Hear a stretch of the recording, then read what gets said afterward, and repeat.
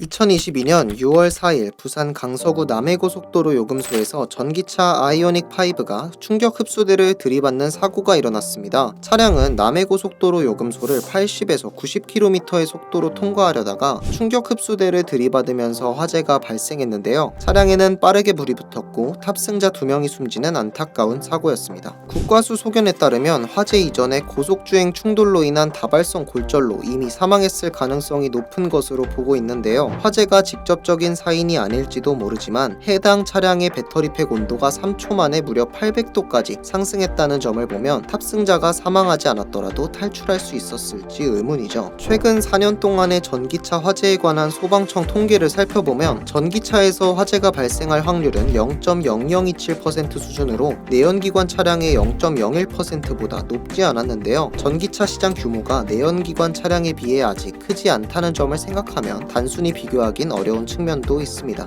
그렇다면 전기차 화재는 어떤 원인으로 발생할까요? 전기차에는 연료 탱크 대신 크고 무거운 배터리팩이 내장되어 있는데 이 배터리팩이 외부의 강한 충격으로 손상되었을 때 일어나는 배터리 열 폭주 현상 때문이라고 합니다. 열 폭주는 한 번 불씨가 붙으면 꺼지지 않을 정도로 강력하고 폭발하는 양상을 가졌으며 방수 기능을 갖춘 견고한 외부 케이스로 덮여있는 배터리 화재 진압이 매우 어렵다고 합니다. 배터리팩은 리튬이온 전지로 구성되어 있는데 이는 스마트폰 및 각종 휴대기기에 폭넓게 사용되며 수명이 길고 연비가 좋고 가볍다는 여러가지 장점이 있습니다. 단점으로는 외부 충격으로 폭발하는 성질을 가지고 있다는 건데 강한 충격이 발생하면 내부에서 열 반응이 생기고 충격 이후 3초 만에 차량 전체에서 불길이 치솟게 할 만큼 강력한 폭발력을 가지고 있습니다.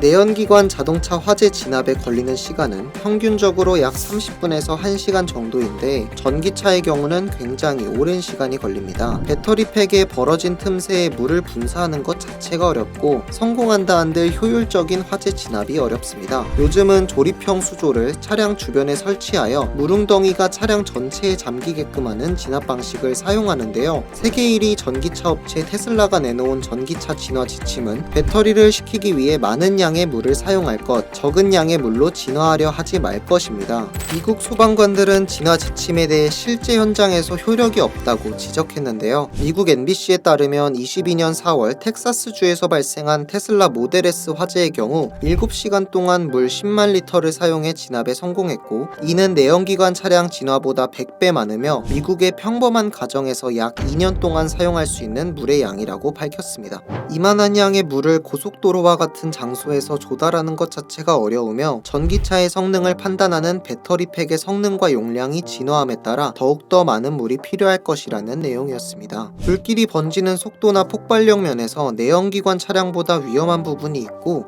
진압 방식에서도 전기차 화재 진압이 훨씬 어렵다는 것은 알겠는데 전기차 화재가 내연기관 차량 화재보다 더 빈도가 높은지 또한 중요하겠죠. 2020년 기준 국내 소방청 통계에 따르면 1만 대당 화재 발생률이 전기차는 1.63%, 내연기관 차는 1.88%로 전기차의 화재 발생률이 높은 건 아니라는 사실을 알 수 있었습니다. 또한 교통사고로 인한 화재를 제외한 배터리 자체 발화만 살펴봤을 때 0.52%로 낮아지죠. 수치로 보았을 때 전기차의 화재 빈도는 내연기관 차보다 낮으며 전기차는 불이 잘 난다는 것은 오해였던 것입니다. 하지만 화재 발생의 위험도나 진압이 까다롭다는 점은 확실히 문제인 것 같네요. 나날이 기름값이 치솟는 고유가, 고물가 시대에 살고 있는 우리, 전기차에 대한 관심도는 나날이 높아지고 있는데요. 친환경과 연료비 절감도 좋지만 화재 발생과 관련한 안전성 문제에 대해 신중히 고려해봐야겠네요. 다음 영상은 전세계를 농락한 국산 가상화폐 루나코인과 테라코인에 얽힌 가상화폐 시장에 대해 알아보려고 하는데요. 평소 궁금했던 점이나 요즘 이슈가 되는 문제 중 심도 있게 알고 싶은 주제가 있다면 댓글로 남겨주시면 감사하겠습니다.